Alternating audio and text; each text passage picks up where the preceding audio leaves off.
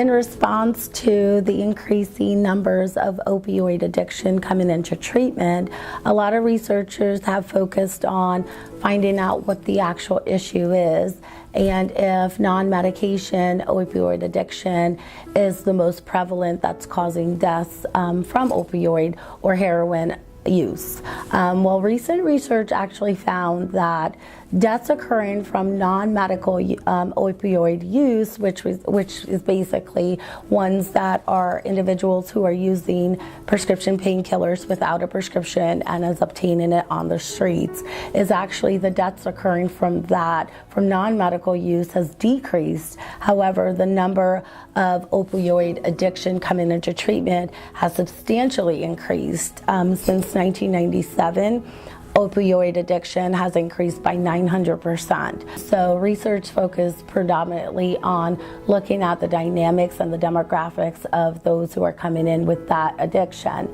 And Johns Hopkins recently did a study in collaboration with another health agency, and the findings from that research actually indicate that the increased number of deaths from opioid addiction stem from those individuals who are legally prescribed it.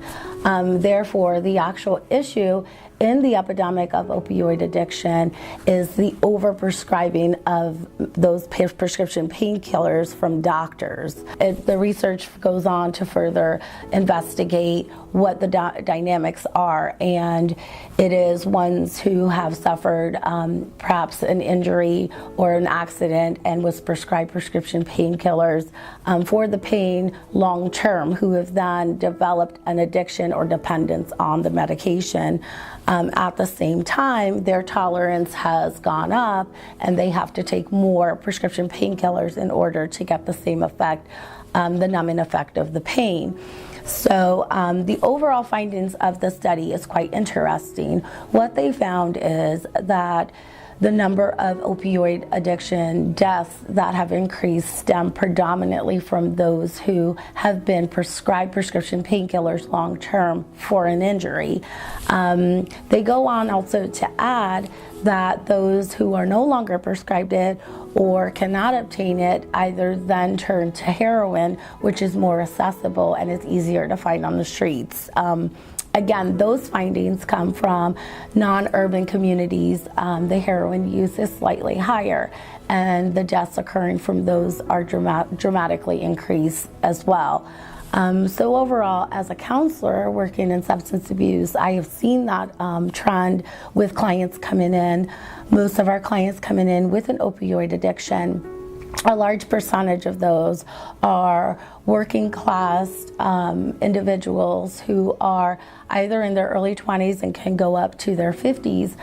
Those who are in the older population are actually have been prescribed it for an injury, for a condition, whether it be a long-lasting condition such as lupus or fibromyalgia, versus getting them on the streets illegally.